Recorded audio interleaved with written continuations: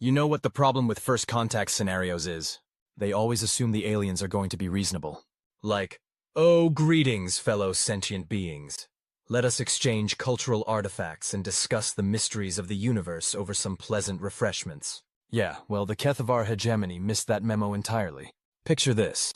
Your humanity, minding your own business, finally getting your act together after centuries of figuring out that maybe nuking each other wasn't the best long-term strategy. You've got your nice little interstellar civilization humming along, trading with a few friendly species, exploring strange new worlds, seeking out new life and new civilizations, the whole Star Trek fantasy, right?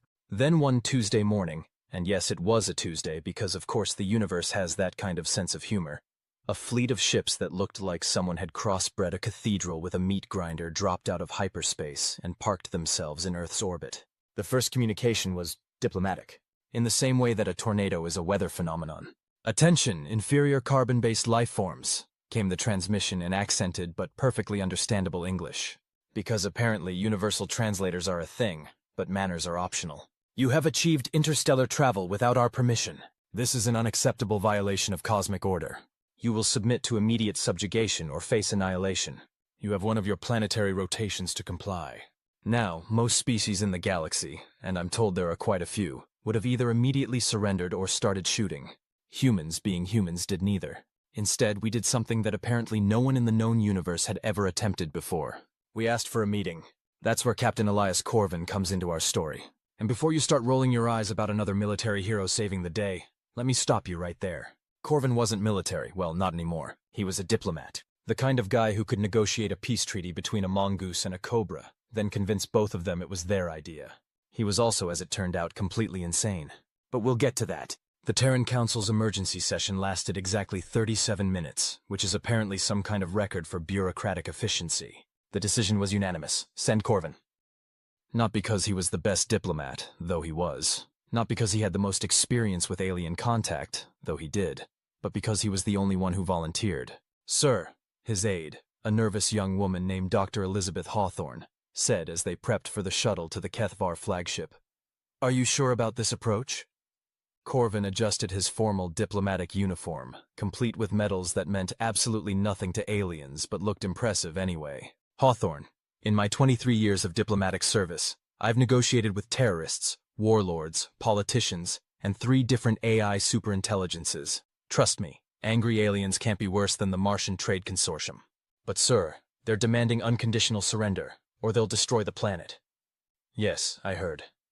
Corvin picked up his diplomatic case. Real leather, because apparently that detail matters to the story, and headed for the shuttle bay. Standard Tuesday morning, really? The man had a point. Corvin had spent his career in what the diplomatic corps politely called challenging assignments. He'd been the guy they sent when normal diplomacy had failed, and war was the only other option.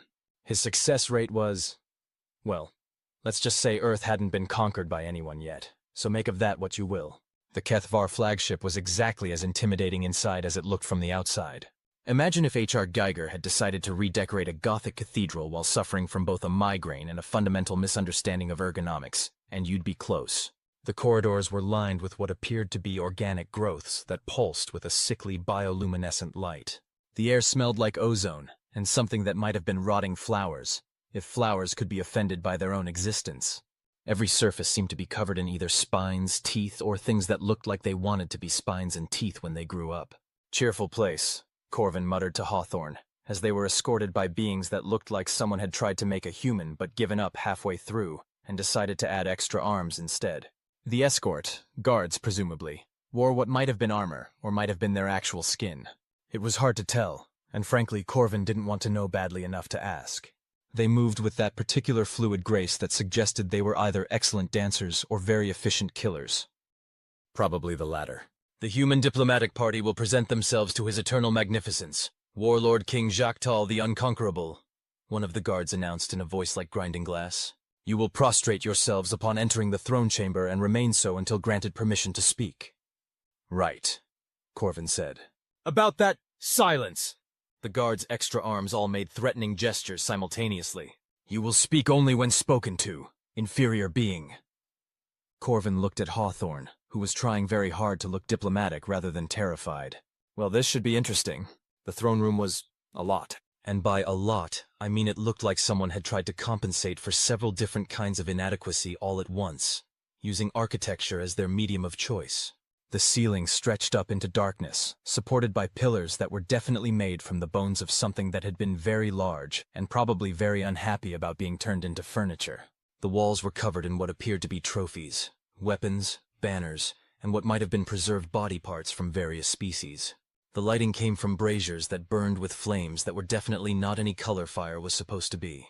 And at the center of it all, on a throne that was less a piece of furniture and more a monument to the concept of excessive ornamentation, sat Warlord King Jaktal, the Unconquerable. He was, well, imagine if someone had started with the basic concept of humanoid, and then decided that wasn't nearly intimidating enough. Jaktal stood at least 8 feet tall, with 4 arms, skin that looked like it was made from polished obsidian, and a face that suggested his ancestors had been very successful predators. His eyes glowed with that particular shade of red that meant either, I'm very angry, or I'm about to laser something. Possibly both. He was wearing what could generously be called a crown, though it looked more like someone had welded together several different torture devices and added some precious stones as an afterthought. His robes were the color of dried blood and appeared to be made from the hide of something that had definitely not donated it voluntarily. "Bow before the might of Jaktal!" the guards shouted in unison. Corvin looked around the throne room, taking in the assembled court of what were presumably nobles and military officers, all of whom looked like they'd been specifically bred for intimidation. Then he looked at the throne, at Jaktal, at the general atmosphere of barely contained violence and imperial arrogance. "No," he said. The silence that followed was the kind of silence that usually precedes either a miracle or a massacre. Possibly both. Jaktal's glowing eyes focused on Corvin like laser sights. "What did you say?" "I said no." Corvin set his diplomatic case down and straightened his jacket. "I'm a diplomatic representative of the Terran Federation, here under the protection of the Galactic Accords for peaceful contact. I don't bow to anyone." "The what?" This came from one of the courtiers, a being that looked like an insect that had gotten ideas above its station. "The Galactic Accords for peaceful contact," Corvin repeated patiently. "Ratified by, 17 different stellar civilizations? Including the Altarian Republic, the Centauri Collective, and the Vegan Cooperative. You know your neighbors?" The throne room had gone from silent to that special kind of quiet that suggests everyone is trying very hard not to think about uncomfortable truths. Jaktal leaned forward on his throne. "We recognize no accords. We acknowledge no authority save our own. You will submit or be destroyed." "Right," Corvin said. "See? That's where we have a problem." Now, here's the thing about Captain Elias Corvin that his personnel file didn't mention. Mostly because it was classified at a level that required 3 different clearances and a blood test to access. The man was absolutely, completely, stone-cold terrifying when he wanted to be. Not in an obvious way. He wasn't big, wasn't obviously armed, didn't have any visible cybernetic enhancements or genetic modifications. He was just a middle-aged human in a diplomatic uniform who spoke with the kind of calm, reasonable tone that kindergarten teachers use when explaining why we don't eat the crayons. But there was something in his eyes. Something that suggested he'd seen things that would make most people wake up screaming, and had decided that the appropriate response was to take detailed notes and schedule a follow-up meeting. "You see, Your Magnificence," Corvin continued, still in that same reasonable tone. "There's been a misunderstanding. You seem to think that humanity is some sort of primitive species that you can just roll over and demand tribute from. That's not entirely accurate." Jaktal's 4 hands clenched into fists. "You dare! Please, let me finish." Corvin held up one hand in a gesture that was polite but somehow also final. "Now I understand your position. You've got a nice little empire here. You're used to being the biggest, scariest thing in your corner of the galaxy, and then suddenly there are these new kids on the block who didn't ask permission before they started playing with the big toys. That must be frustrating." The Warlord King was now literally glowing with rage, his skin taking on a deeper obsidian sheen. "Your words are meaningless. Your species will kneel or burn. And see, that brings us to the problem I mentioned." Corvin opened his diplomatic case and pulled out what appeared to be a simple tablet computer. "Because you've made a fundamental error in your assessment of the situation." "Explain." Corvin touched the tablet, and a holographic display materialized above it. The display showed what appeared to be a star map, with various systems marked in different colors. "This is your empire," Corvin said, gesturing to a cluster of red dots. "Impressive. 43 star systems, roughly 60 billion subjects, a military force that you've used to conquer everything within a 20 light-year radius of your homeworld. Very nice work. The assembled court rustled with what might have been pride or unease. It was hard to tell with beings that looked like they'd been designed by a committee of nightmares. And this, Corvin continued, touching the tablet again, is human space. The display expanded. The red dots representing the Kethvar hegemony suddenly looked very small compared to the cloud of blue dots that now surrounded them on all sides. 237 systems under direct human administration, Corvin said conversationally. Roughly 400 billion humans, plus about 60 billion of our various allied species. And that's just the core territories. We maintain defensive agreements and trade partnerships with dozens of additional systems. Impossible! The insect courtier buzzed angrily. Our scouts have surveyed this entire region. There are no major civilizations. Well, yes, Corvin said. That's because we didn't want you to find us. See, we've been watching you for about, 15 years now? Ever since you conquered the Telrani Republic. Nice people, the Telrani. Shame what happened to them. Jactal was now standing, all four arms spread wide in what was probably meant to be a threatening gesture. You speak lies. We are the masters of this sector. You're really not, though. Corvin touched the tablet again, and the display zoomed in on one particular system. This is Kepler 442. You attacked it 6 months ago, wiped out the colony there. Except, well, here's the thing about human colonies.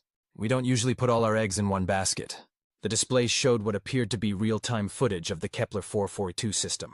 There were ships there, lots of ships, and not the sleek, organic-looking vessels of the Kethvar, but the angular, utilitarian craft that humans favored. Ships that looked like they'd been built for function rather than intimidation. The Kepler colony had about 50,000 people on the surface, Corvin continued. What you didn't notice were the 3 million people in the asteroid belt mining stations, the orbital habitats, and the mobile platforms. They've been tracking your fleet movements ever since. The atmosphere in the throne room had shifted from imperious arrogance to something that might have been called dawning realization. If dawning realizations typically came with a side order of existential dread. You're bluffing, Jactal said, but there was less certainty in his voice now. Am I? Corvin pulled up another display. Let's see, your fleet. 47 capital ships, roughly 300 smaller vessels, approximately 2 million military personnel. Impressive by local standards. The display showed what appeared to be real-time tactical information about the Kethvar fleet, including details that should have been impossible for anyone outside their military command to possess. And here, Corvin said, touching the tablet once more, is what's currently in this star system. The display expanded to show local space around Earth. What had appeared empty now revealed itself to be anything but ships, thousands of them, decloaked or emerged from behind asteroids and moons. Not just Earth ships, but vessels from a dozen different species, all bearing the unified insignia of what the display labeled as the Terran Alliance. Roughly 8,000 vessels, Corvin said in the same conversational tone he might use to discuss the weather, including about 300 ships that are individually larger than your flagship. Oh, and before you ask, yes, they're all armed. And yes, they've had weapons lock on your fleet since the moment you arrived. Hawthorne, who had been standing silently beside Corvin throughout this exchange, was staring at the display with the expression of someone who was rapidly recalculating her understanding of her boss's job description. Jactal's court had gone absolutely silent. Even the organic lighting seemed to have dimmed. But here's the really interesting part, Corvin continued, clearly enjoying himself now. You want to know why we haven't just blown your fleet to scrap metal and called it a day? Why? Jactal's voice had dropped to barely above a whisper. Because that would be rude. Corvin closed the tactical display and brought up what appeared to be a legal document. See, we're civilized people. We believe in things like due process, diplomatic immunity, and the fundamental right of all sentient beings to not be vaporized without fair warning. What? What do you want? Well, that's simple. Corvin's smile was the kind of smile that diplomatic instructors probably used as an example of expressions that should make your opponent very nervous. We want you to stop conquering people. That's impossible. The hegemony exists to expand, to bring order to chaos. It is our destiny. Right. See, that's what we call a philosophical disagreement. Corvin brought up another display, this one showing what appeared to be economic data. Because from our perspective, you're basically a gang of interdimensional bullies who've been picking on civilizations that can't fight back. And we really don't like bullies. The economic display was comprehensive. It showed trade routes, resource flows, population centers, and what appeared to be a complete analysis of the Kethvar economy. All of it. Your entire empire is built on conquest and tribute, Corvin continued. Which is fine if that's your thing. but you've got a sustainability problem. You're running out of people to conquer, and your economy can't function without a constant influx of new resources and slave labor. We are mighty. You're broke. Corvin's voice cut through Jactal's bluster like a scalpel through tissue paper. Your military consumes 60% of your total economic output. Your subject worlds are in constant rebellion, and your own people are starting to ask uncomfortable questions about why they're living in poverty while their leaders wear crowns made from the bones of extinct species. The silence that followed this was the kind of silence that usually precedes either a revolution or a nervous breakdown. So here's what's going to happen, Corvin said, closing the economic display and looking directly at Jactal. You're going to go home. You're going to release all your subject worlds. You're going to pay reparations to the species you've conquered. And you're going to join the galactic community as a civilized member of interstellar society. And if we refuse? This came from one of the military officers, a being that looked like someone had tried to build a tank out of spare body parts. Then we'll make you. Corvin's smile didn't change, but somehow it became infinitely more unsettling. See, that's the thing about humans. We're really, really good at making people do things they don't want to do. We've had a lot of practice. The problem with being a galaxy-spanning civilization, Jactal was beginning to realize, was that it came with galaxy-spanning responsibilities. And the humans, it seemed, took those responsibilities very seriously indeed. You cannot simply dictate terms to the hegemony, he roared, though the roar had less conviction than it might have had 20 minutes earlier. I'm not dictating anything, Corvin said patiently. I'm offering you a choice. Option 1. You accept our terms, your people get to live, and everyone transitions to a nice, peaceful, mutually beneficial relationship. Option 2. We implement what our military calls aggressive regime change. Explain. Corvin brought up a new display, this one showing what appeared to be a detailed military analysis. Option 2 involves the systematic dismantling of your military infrastructure, the occupation of your key systems, the establishment of provisional governments on all your worlds, and a comprehensive re-education program for your entire population. Estimated timeline, 18 months. Estimated casualties, minimal, but that assumes your people are smart enough to surrender quickly. The military officer who had spoken earlier was studying the display with the expression of someone who was very good at reading tactical assessments, and very unhappy with what this one was telling him. This is a complete strategic analysis of our entire military. Yes, Corvin agreed. We're very thorough. Oh, and before you get any ideas about fighting your way out, you should know that the fleet you brought here represents about 42% of your total military strength. The rest of your forces are currently being monitored by our allies. Monitored? Well, surrounded might be a more accurate term. Corvin touched the tablet again, and the display showed multiple star systems throughout Kethvar space. Each one now showed the presence of Alliance vessels. Lots of Alliance vessels. We wanted to make sure this conversation could proceed without interruptions. Hawthorne was now staring at Corvin with the expression of someone who was rapidly coming to terms with the fact that her boss was apparently some kind of strategic mastermind who had been playing interdimensional chess while everyone else was still trying to figure out the rules of checkers. This is impossible, Jactal said.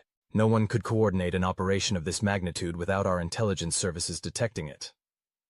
Well, that brings us to an interesting point about human intelligence services, Corvin said. See, we learned a long time ago that the best way to gather intelligence is to make friends with people. Genuine friends. The kind of friends who are happy to share information because they trust you not to use it against them.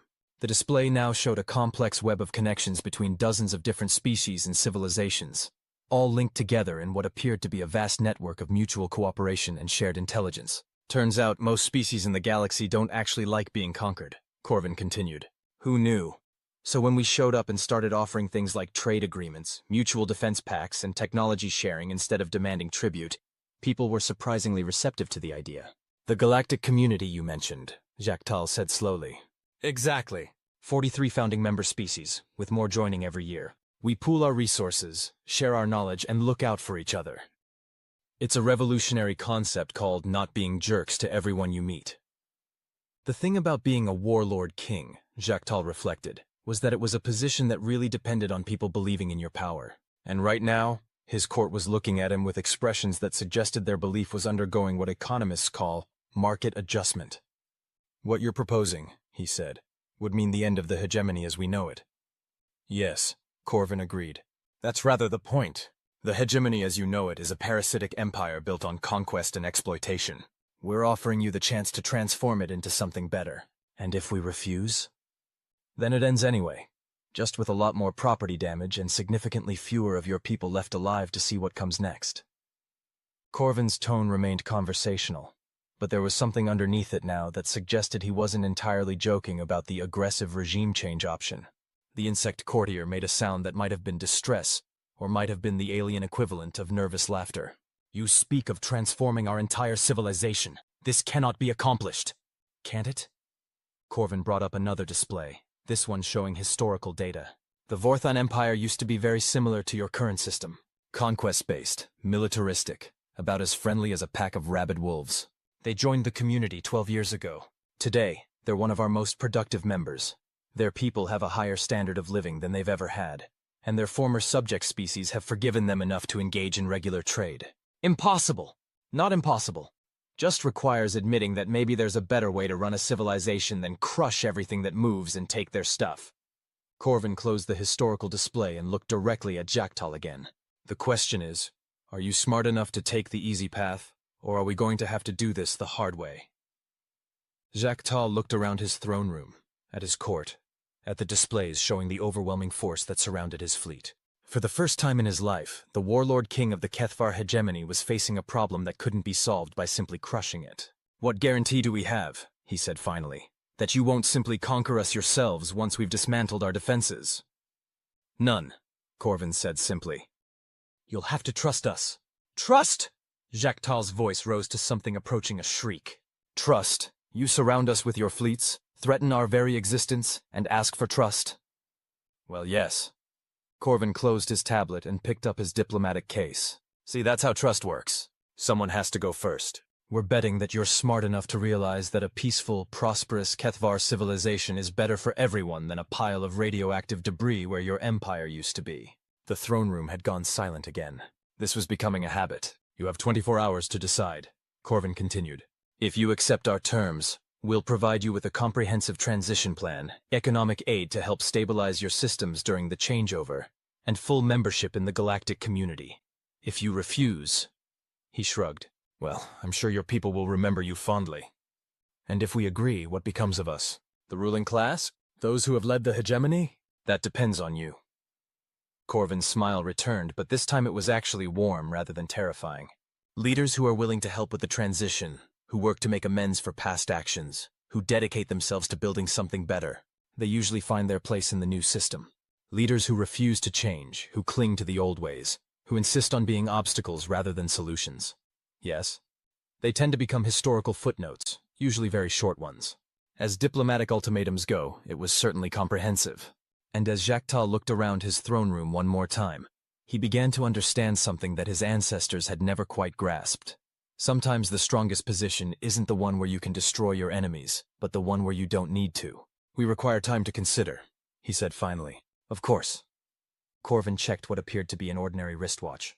As I said, 24 hours. My ship will be waiting to receive your answer. And if we have questions during this time, Dr. Hawthorne will remain aboard your flagship as my representative. Corvin nodded toward his aide, who looked like she was having some serious second thoughts about her career choices. She's fully authorized to negotiate preliminary terms and answer any concerns you might have. You would leave your subordinate here? As a hostage? As a diplomat, Corvin corrected. Under the protection of those same galactic accords I mentioned earlier. Dr. Hawthorne is here to help you understand that this isn't an invasion or a conquest. It's an intervention. An intervention. We're not here to destroy you, Corvin said, and for the first time since he'd entered the throne room, his voice carried something that might have been compassion. We're here to help you become better than you are. The choice is yours, but we're not going to let you keep hurting people while you figure it out. With that, Captain Elias Corvin turned and walked toward the exit. The guards moved to intercept him, but Jacktal raised one of his 4 hands. Let him go, the warlord king said quietly. We have much to discuss. As Corvin reached the massive doors of the throne room, he paused and looked back. Your Magnificence? For what it's worth, I hope you make the right choice. Galaxy's a big place. Be ashamed to have to conquer it without your help. And then he was gone, leaving behind a throne room full of beings who were rapidly coming to terms with the fact that their universe had just gotten significantly more complicated. The 24 hours that followed were probably the longest in the recorded history of the HFY hegemony.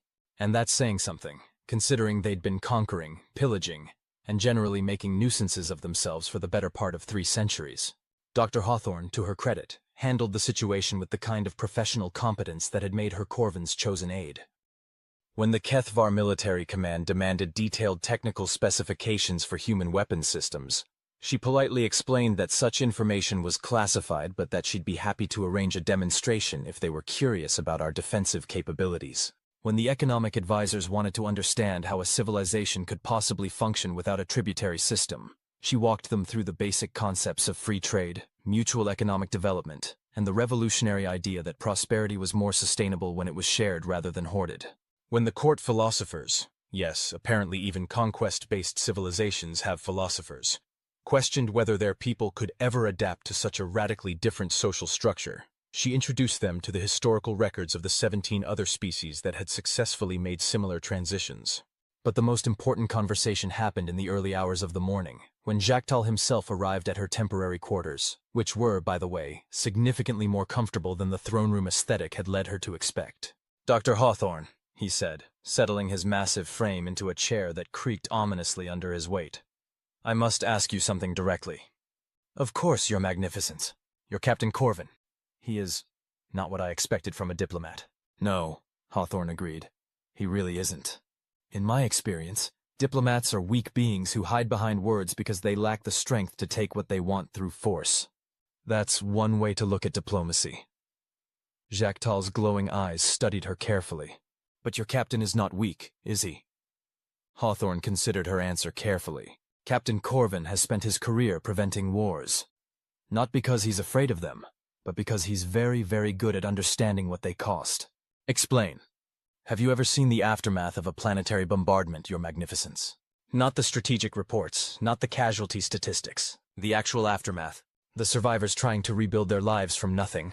The children who've never seen a blue sky because the atmosphere is still poisoned. The species that go extinct because their homeworld becomes uninhabitable." Jactal was quiet for a long moment. "I have seen such things," he said finally. "They are the price of empire. Captain Corvin has seen them too, and he decided that the price was too high." Hawthorne leaned forward slightly. "That's why he's so good at what he does. Not because he's weak, but because he understands strength well enough to know when not to use it." "And the human fleet? The overwhelming force your captain demonstrated? Is there to make sure that conversations like this one can happen peacefully. Because sometimes the only way to avoid a war is to make it very clear that you're prepared to fight one." The decision, when it came, wasn't entirely surprising. Jactal was many things: conqueror, despot, owner of possibly the most uncomfortable throne in the known galaxy. But he wasn't stupid. He'd spent his entire life calculating odds and risks, and the mathematics of his current situation were pretty unforgiving. The formal ceremony took place in what the HFY called their council chamber, a slightly less intimidating space that still managed to look like it had been decorated by someone with strong opinions about the aesthetic value of intimidation. Representatives from 17 different species attended, either in person or via holographic projection, to witness what would later be known as the HFY accession. "By the authority vested in me by the HFY hegemony, and in recognition of the changing circumstances of galactic civilization," Jactal intoned, reading from a prepared statement that had taken 6 hours and 3 different translation algorithms to finalize. "I hereby announce our intention to pursue membership in the galactic community, and to begin the process of transitioning our society toward peaceful coexistence with our stellar neighbors." The applause was polite but heartfelt. Several of the attending species had personal reasons to appreciate the significance of the moment. Captain Corvin, standing at the back of the chamber with the other human delegates, nodded approvingly. "Not bad," he murmured to Hawthorne. "Think he actually means it?" "I think he's smart enough to understand the alternative," she replied. "Whether he means it or not, he'll have plenty of help learning to mean it." That's the spirit of optimistic cynicism I've been looking for in a diplomatic aide. The formal signing took another hour, mostly because interstellar legal documents require a lot of signatures and several different types of quantum encryption. But eventually it was done. The HFY hegemony was officially committed to a path toward peaceful civilization. The celebration afterward was interesting. Apparently, when you've spent 3 centuries building a culture around conquest and intimidation, figuring out how to throw a peace party requires some creative improvisation. The catering was excellent, though. which just goes to show that some skills translate across all cultural boundaries. 6 months later, Captain Elias Corvin was sitting in his office on Terra Station, reviewing progress reports from the Kethvar transition teams, when his communications console chimed with an incoming message. The sender ID made him smile. "Captain Corvin," came Jacques Tal's voice through the speakers, though the former warlord king sounded considerably less imperious than he had during their first meeting. "I hope this message finds you well." "It does indeed, What are you calling yourself these days?" "Administrator Jacques Tal, if you please." The Transition Council felt that former warlord king was perhaps too lengthy for official documents. There was something in the alien's voice that might have been humor. "I am contacting you to inform you that the reparations program for the Telrani Republic has been completed ahead of schedule, and we have received their acceptance of our formal apology." "That's excellent news." "Indeed. Additionally, our application to host next year's Galactic Trade Conference has been approved. It will be the first major interstellar gathering ever held in Kethvar space." Corvin leaned back in his chair. "How are your people adapting?" "Better than expected, if I'm honest. It seems that most of them are rather relieved to no longer live in constant fear of being conscripted for the next conquest. Who knew that peace could be so relaxing? Who knew indeed?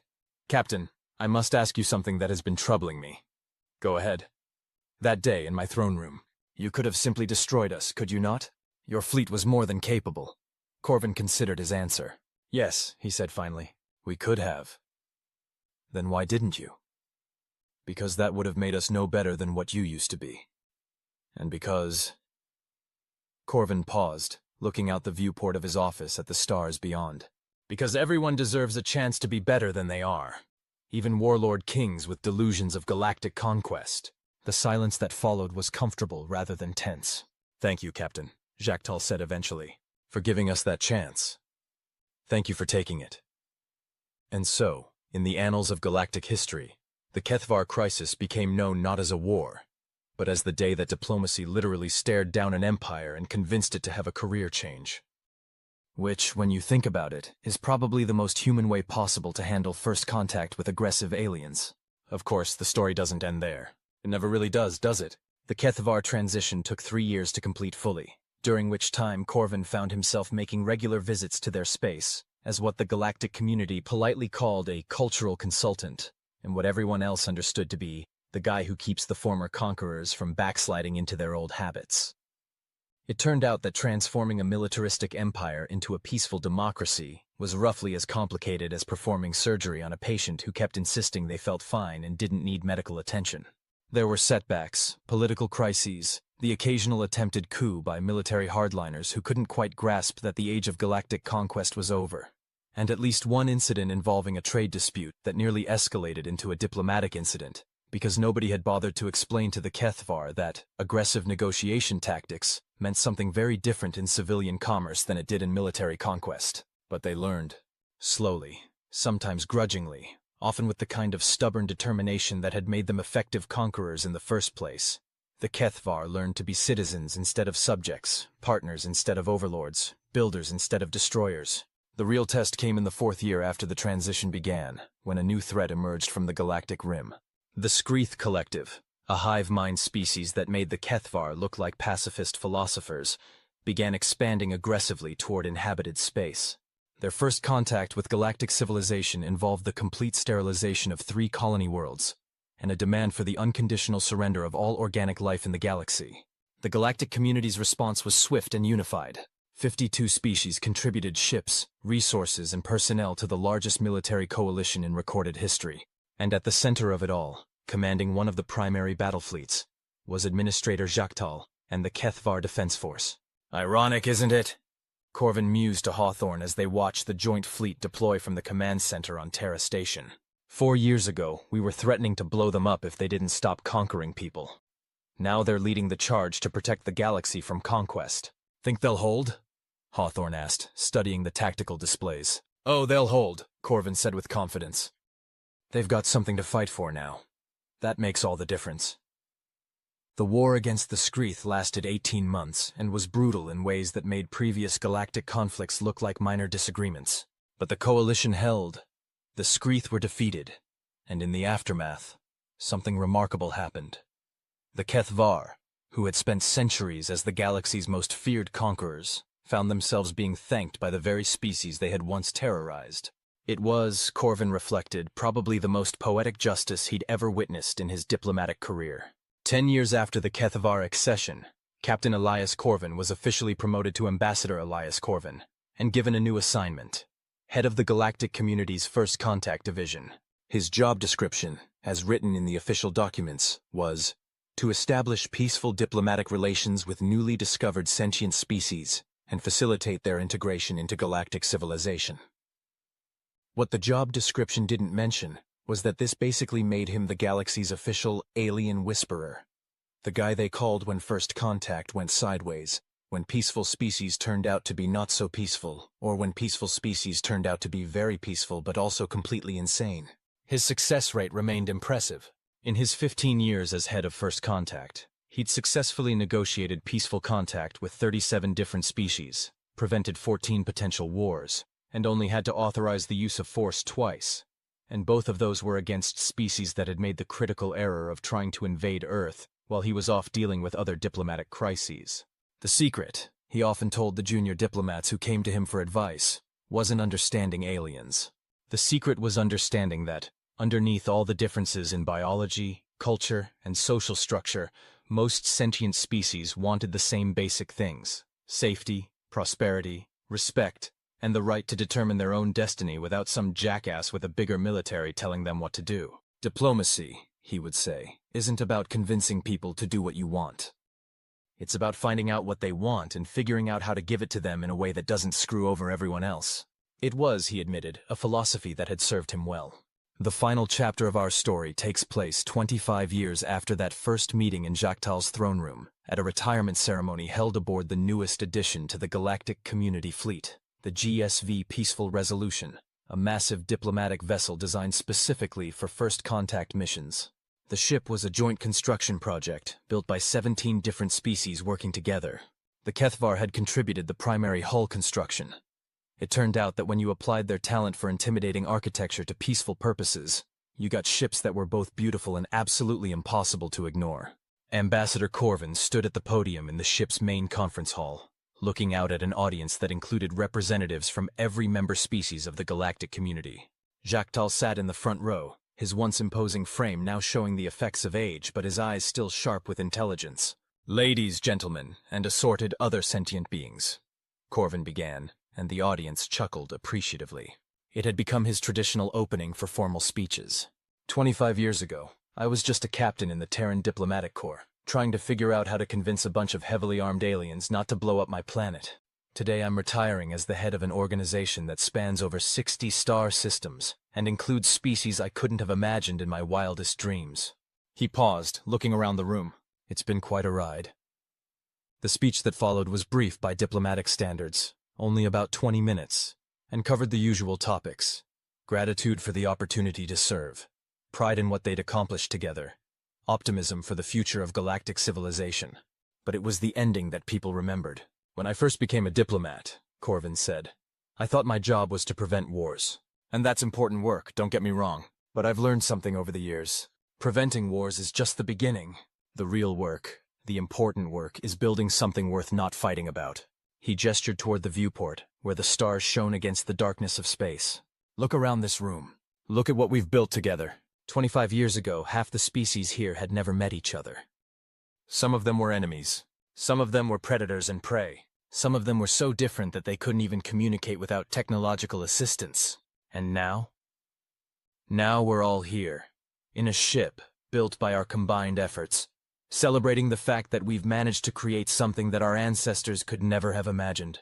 A galaxy where differences are strengths, where conflicts are solved with words instead of weapons, and where every species has a voice in determining our shared future." He smiled, the same warm but slightly dangerous smile that had become his trademark. "That's not the end of the story. That's just the beginning. Because now that we've proven it can be done, we've got a whole galaxy full of species who are still figuring out that there's a better way to do things." The applause that followed was thunderous and lasted for several minutes. When it finally died down, Corvin raised his hand for silence. "One last thing," he said. "For those of you just starting your careers in diplomacy, let me give you the most important piece of advice I can offer. Remember that every species you meet, no matter how alien they seem, no matter how different their culture or their biology or their social structure, is made up of individuals who are trying to do right by their people and their future. Treat them with respect, listen to what they're really saying, and never ever assume that the way things have always been done is the way they have to be done.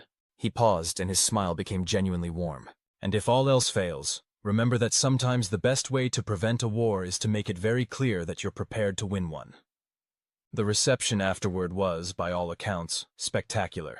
The Altarians provided musical entertainment that could literally be felt through the deck plating. The Centaurians contributed a buffet that included delicacies from 30 different worlds. The vegans offered their traditional ceremonial beverages, which had the interesting property of being simultaneously alcoholic and caffeinated, leading to a reception where everyone was both relaxed and extremely alert. Corvin spent most of the evening circulating through the crowd, accepting congratulations and catching up with old colleagues. But the conversation he remembered most clearly took place near the end of the night, when Jacktal approached him near one of the observation lounges. "Ambassador," the former warlord king said, offering a formal bow that was respectful without being servile. "Administrator," Corvin replied, returning the bow. "Enjoying the party?" "Indeed. Though I must confess, I find myself somewhat nostalgic for the days when celebrations involved fewer varieties of exotic cuisine and more ritualized combat." "Different times," Corvin agreed. "Better times, I think, but different." They stood together in comfortable silence for a moment, looking out at the stars through the massive viewport. "Captain, Ambassador," Jacktal said eventually, "I have never properly thanked you for what you did that day in my throne room. You thanked me several times, actually, including that very nice ceremonial sword you sent me for my birthday last year. Not for preventing a war," Jacktal continued, "for giving us the chance to become something better than we were. For believing that we could change." Corvin turned to look at his old former adversary. "You know what the really amazing part is? You actually did it. You took an entire civilization built on conquest and oppression and turned it into this." He gestured toward the reception, where Kethvar military officers were engaged in animated conversation with representatives from species they had once conquered. "We had help," Jacktal said quietly. "You had opportunity. You're the ones who took it." Another comfortable silence fell between them. "What will you do now?" Jacktal asked. "In retirement," Corvin chuckled. "Well, the galactic community has offered me a consulting position. Apparently, there are some species out in the Rim territories who are still operating under the old might makes right philosophy, and they'd like someone to go have friendly conversations with them." "Friendly conversations?" "Very friendly. The kind of friendly conversations that involve detailed explanations of what happened to the last group of people who thought that conquest was a sustainable economic model." Jacktal's laugh was a sound like distant thunder. "Some things never change. Some things shouldn't change," Corvin agreed. "The galaxy's a big place, and there are a lot of species out there who still need to learn that there are better ways to solve problems than shooting them." "And you intend to teach them?" "Someone has to. Might as well be someone who's good at it." And so our story ends where it began, with humans doing what humans do best, which is figuring out how to solve problems that everyone else thinks are unsolvable. The galaxy is a safer, more peaceful, more prosperous place than it was 25 years ago, and it's full of species who have learned that cooperation is more effective than conquest, that diplomacy is more powerful than force, and that the best way to ensure your own security is to help everyone else achieve theirs. Of course, there are still problems. There always are. The Rim territories are full of species who haven't gotten the memo about peaceful coexistence. The core worlds occasionally have political crises that require delicate handling. And somewhere out in the void between galaxies, there are probably other civilizations that will eventually need to be convinced that blowing up inhabited planets is not an acceptable form of interstellar relations. But for the first time in galactic history, there's a system in place for dealing with these problems. A system based on the radical idea that talking to people is usually more effective than shooting them, that understanding is more powerful than intimidation, and that the best way to prevent wars is to give everyone a stake in maintaining peace. It's a system that works because it's based on something that humans understand instinctively, that every sentient being, no matter how alien they might seem, is just trying to do right by their people and their future. And that if you treat them with respect, listen to what they're really saying, and offer them a better alternative to violence, most of them will take it. The exceptions, the ones who insist on conquest, oppression, and the destruction of anyone who gets in their way, well, they quickly discover that the galaxy has become a very unfriendly place for that kind of behavior. Because while the galactic community prefers peaceful solutions, it's also very, very good at protecting itself when peaceful solutions aren't enough. As Ambassador Corvin often said, the best diplomacy is backed by the kind of force you never have to use. But having it available makes the conversations go so much more smoothly. And if that's not the most human approach to interstellar relations ever devised, well, it's certainly close enough. The end. Author's note. This story is a work of fiction intended for entertainment purposes. Any resemblance to actual interstellar diplomatic incidents, alien conquest scenarios, or retired ambassadors with questionable approaches to conflict resolution is purely coincidental. No alien civilizations were harmed in the making of this story, though several had their feelings hurt, and one required extensive therapy to deal with the realization that their entire worldview was fundamentally flawed. The galactic community's Department of Diplomatic Relations would like to remind all readers that while intimidation-based diplomacy can be highly effective, it should only be attempted by trained professionals with proper backup and a really good legal team. Do not try this at home, especially if your home happens to be a spaceship. Finally, the management would like to note that while Captain Ambassador Corvin's methods were unconventional, his results speak for themselves. As of the time of his retirement, he maintained a 97.3% success rate in peaceful conflict resolution, which is considered excellent by any standard and frankly miraculous by the standards of interstellar diplomacy. We now return you to your regularly scheduled reality, which is probably significantly less complicated than galactic politics, but may involve its own unique challenges. Look, I'm not saying the galaxy is full of idiots, but when you've been manning deep space monitoring stations for 3 cycles, and the most exciting thing that's happened is watching paint molecules drift in 0G, you start to question the intelligence of, well, everyone involved in this operation. The name's Garrett Reeves, and I'm what the Terran Federation optimistically calls a deep space communications specialist. What I actually am is a guy who sits in a tin can roughly the size of a studio apartment, floating somewhere between the Kepler 442 system and absolutely nowhere, waiting for aliens to do something stupid enough to require human intervention. Spoiler alert, today was that day. It started, as most galactic incidents do, with me questioning my life choices while staring at a protein bar that claimed to taste like original chicken flavor, but had the consistency and appeal of recycled cardboard. The monitoring array was doing its usual thing, which is to say absolutely nothing interesting, when suddenly every alarm in the station started having what I can only describe as an electronic seizure. Well, that's new, I muttered, nearly choking on artificial chicken disappointment as I scrambled to the main console. The display was lighting up like a Christmas tree designed by someone with severe ADHD and access to way too many colors. 3 ships, unknown configuration, broadcasting on 17 different frequencies simultaneously, which is either a sign of superior technology or complete panic. Given what I was about to learn about the state of galactic politics, I'm leaning toward the latter. The lead ship, a sleek, pretentious thing that looked like someone had crossbred a luxury yacht with a military destroyer and then added way too much chrome, was practically screaming into the void. Not literally screaming, mind you. That came later. I patched into their transmission and immediately regretted every decision that had led to this moment. Unknown vessel, this is Commander Zix Thala of the Galactic Coalition Enforcement Division. Came a voice that sounded like it had been trained by the same people who design automated customer service systems. You are operating in restricted space without proper documentation. Prepare to be boarded for inspection.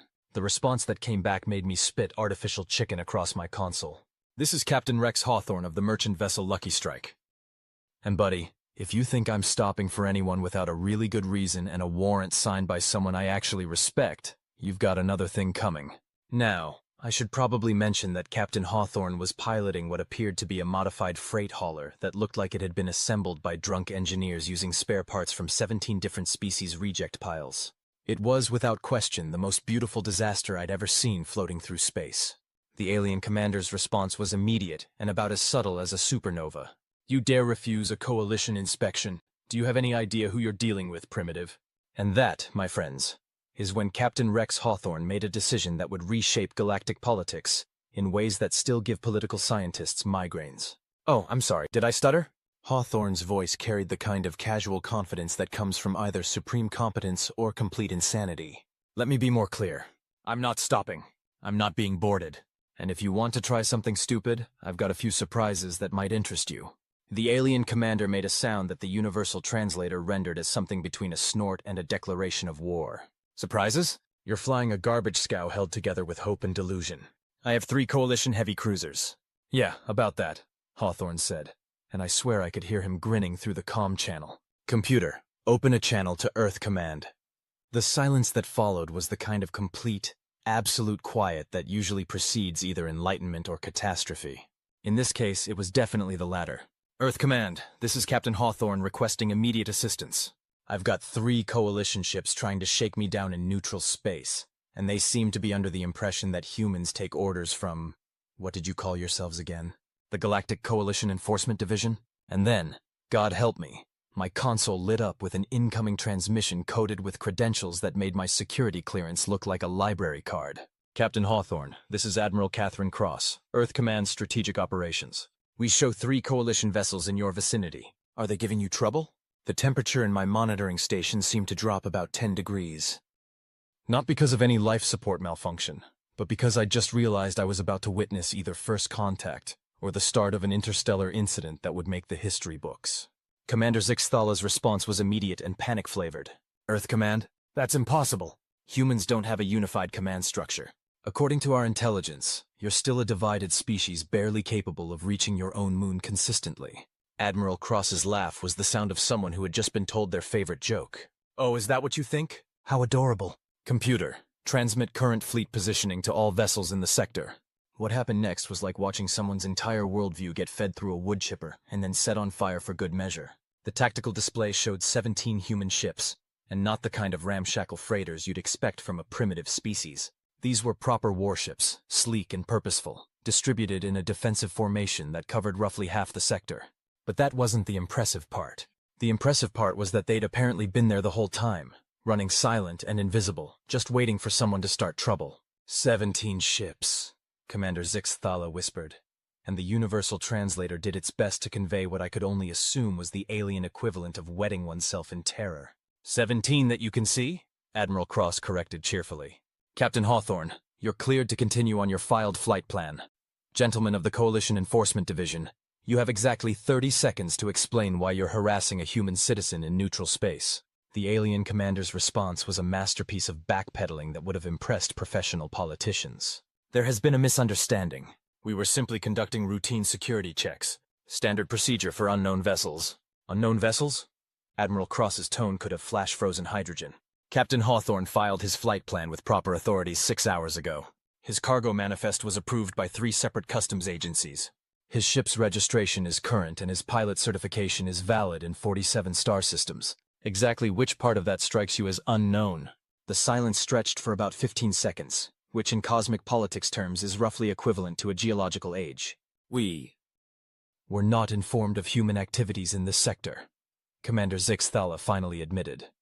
And even through the universal translator, I could hear the sound of someone's career imploding in real time. Not informed. Admiral Cross repeated the words like she was savoring fine wine. Captain Hawthorne, are you familiar with the Galactic Coalition's intelligence capabilities? Well, Hawthorne drawled.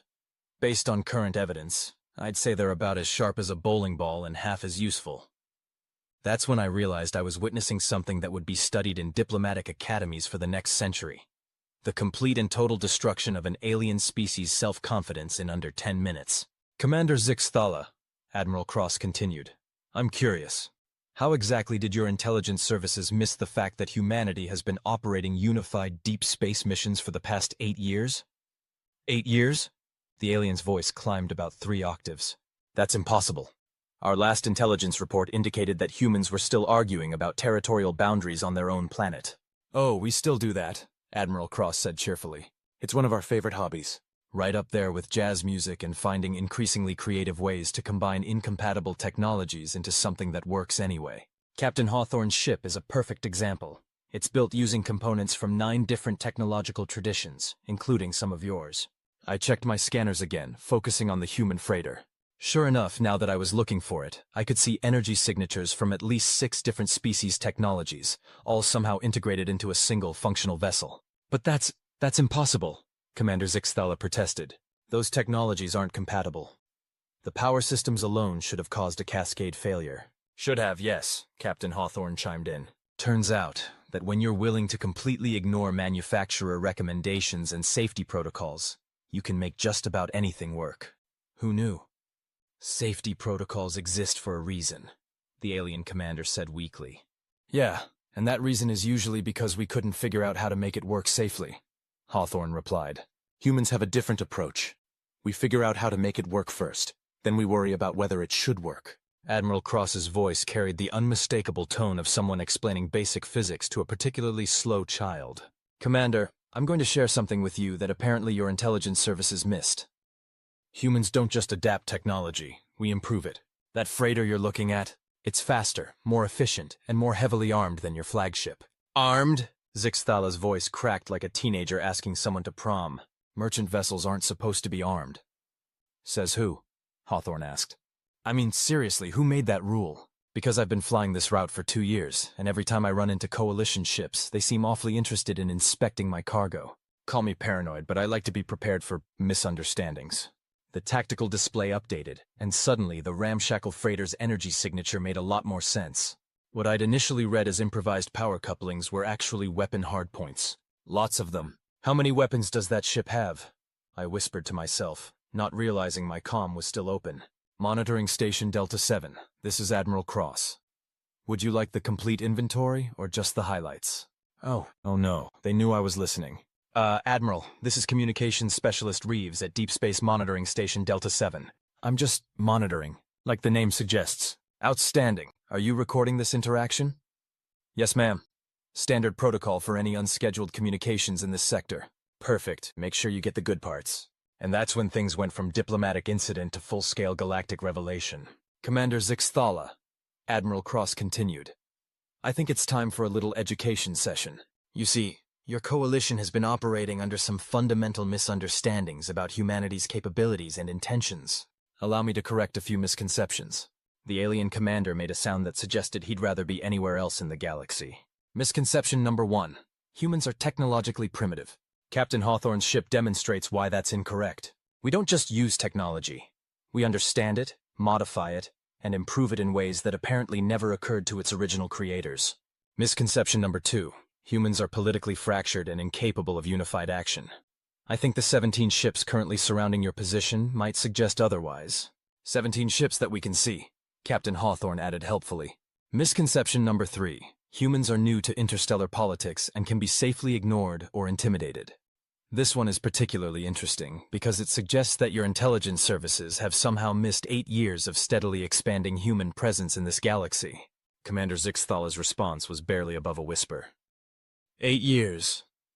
8 years during which we've established trade relationships with 43 species, defense agreements with 17 governments, and cultural exchange programs with more civilizations than your coalition has even made contact with. The silence that followed was the sound of an entire worldview crumbling. But our intelligence reports, the alien commander stammered, are apparently written by people who couldn't find their own rear ends with both hands and a GPS unit, Admiral Cross finished. Let me guess, they told you humans were violent, unpredictable, and prone to irrational behavior? Yes. Well, they got 1 out of 3. We are unpredictable. The other 2 are just what happens when someone mistakes creative problem-solving for violence and refusing to follow stupid rules for irrationality. Captain Hawthorne's laughter carried clearly over the comm. Admiral, remember that time the Regellian Trade Commission tried to charge us import fees for our own ships? Oh, that was beautiful. They spent 3 hours explaining their regulations before we pointed out that they were trying to tax us for entering our own space. Our own space? Commander Zixthala's voice had climbed into frequencies that probably shouldn't be audible to most species. Did I forget to mention that? Admiral Cross asked innocently. This sector has been under human administration for the past 6 months. We filed all the proper paperwork with the Galactic Navigation Authority. I'm sure it's just sitting in someone's inbox, waiting to be processed. I checked my own records and, sure enough, there it was. Sector designation change, filed and approved. Transferring administrative authority from the Neutral Zone Commission to the Terran Federation. Dated 6 months, 2 weeks, and 3 days ago. You're telling me, Commander Zixthala said slowly, that we just attempted to board a human ship in human-controlled space, while threatening said human ship with coalition military force? That's a very concise summary, yes. And we did this because our intelligence services told us humans were primitive and disorganized? Also correct. While being surrounded by human warships that we couldn't even detect? You're getting the hang of this. The pause that followed was filled with what I can only assume were the sounds of Commander Vkr'lak reconsidering every life choice that had brought him to this moment. Admiral Cross, he finally said, I believe there has been a significant misunderstanding. Oh, absolutely. The question is whether you're going to compound it or try to fix it. What would you suggest? Admiral Cross's tone shifted to something resembling patience, the way a teacher might speak to a student who'd just realized they'd been reading the textbook upside down for an entire semester. Well, for starters, you could try apologizing to Captain Hawthorne for attempting to illegally board his vessel in neutral space, which, as we've established, isn't actually neutral anymore. Captain Hawthorne, Commander Vkr'lak said, and I had to give him credit for managing to sound both contrite and terrified. I offer my sincere apologies for any misunderstanding regarding your vessel's status and our intentions. Apology accepted, Hawthorne replied cheerfully. No harm done. Though I have to ask, exactly how long has your coalition been operating under the assumption that humans are primitive? The pause was telling. Our most recent comprehensive intelligence assessment was approximately 15 of your years ago. 15 years? Admiral Cross sounded like someone who'd just been told their favorite restaurant had been serving cardboard for over a decade. You've been making policy decisions about humanity based on 15-year-old data? Our intelligence services are thorough. They prefer comprehensive analysis to frequent updates. Thorough, Captain Hawthorne repeated. Right. Well, just for your information, 15 years ago we were still figuring out how to keep space stations from falling apart. A lot has changed since then. Apparently so, Commander Vkr'lak admitted. Admiral Cross cleared her throat in a way that suggested the educational portion of this encounter was about to continue. Commander, I think it would be beneficial for all parties if we arranged a proper diplomatic meeting. It seems there are quite a few misconceptions that need clearing up on both sides. Both sides? The alien commander asked. Oh yes. See, our intelligence suggests that the Coalition has been telling its member species that humans are dangerous, expansionist, and aggressive, while our intelligence suggests that the Coalition is a peaceful organization dedicated to maintaining stability and preventing conflicts. That is essentially correct. So either we're both completely wrong about each other, or someone's been playing a very long game of cosmic telephone. The implications of that statement hung in space like a small but rapidly expanding star. Admiral? I interrupted, because sometimes you have to inject yourself into history whether it wants you there or not. I'm picking up additional ships on long-range sensors, multiple configurations, heading this way fast. How many and from which direction? Admiral Cross asked. I checked the display twice because the numbers didn't make sense. 17 ships from Galactic North, 12 from Galactic West, and... Oh, that's not good. Define not good, Specialist Reeves. 23 ships from Galactic South, and their energy signatures match Coalition heavy cruisers. The comm channel went quiet for exactly 3 seconds, which in the middle of a tense diplomatic situation feels like approximately 3 centuries. Commander Vkr'lak, Admiral Cross said very quietly. Did you call for backup? I may have sent a distress signal when your ships first appeared. A distress signal. Standard protocol when encountering unknown hostile forces. Unknown, hostile, forces. Commander Vkr'lak's voice got very small. Yes? Captain Hawthorne's laughter filled the comm channel. Admiral, I think we're about to have a much more interesting conversation. Indeed. Specialist Reeves, how long until those Coalition ships reach us? I ran the calculations. Approximately 18 minutes for the first wave, 22 for the second, 26 for the third. And the human ships? I checked the tactical display. Already here, ma'am. They've been moving into position since the conversation started. How many? This is where things got really interesting. 43 ships, various classifications. And Admiral? They're not just human ships. Explain.